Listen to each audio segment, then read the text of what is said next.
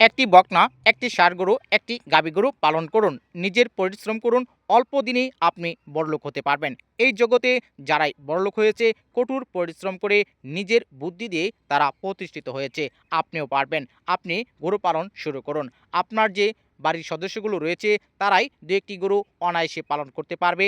এর পাশাপাশি আপনি অন্য কিছু কর্ম করবেন। বেশ কয়েক বছরে আপনি বড়লোক হতে পারবেন। অনেকেই আপনাকে নিয়ে বাজে মন্তব্য করবে। আপনি যখন প্রতিষ্ঠিত হবেন, বড়লোক হবেন, তারাই আপনাকে বুকে জড়িয়ে নেবে, তারাই আপনাকে নিয়ে বাহাবা দিবে। তাই আপনি পরিশ্রম করুন। পরিশ্রম ছাড়া কখনো আপনি উন্নতি করতে পারবেন না।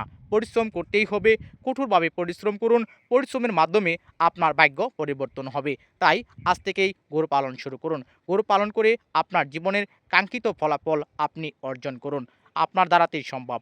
অনেকেই পেরেছে, আপনিও পারবেন। আপনি কেন পারবেন না? আপনি কি তাদের চেয়ে দুর্বল?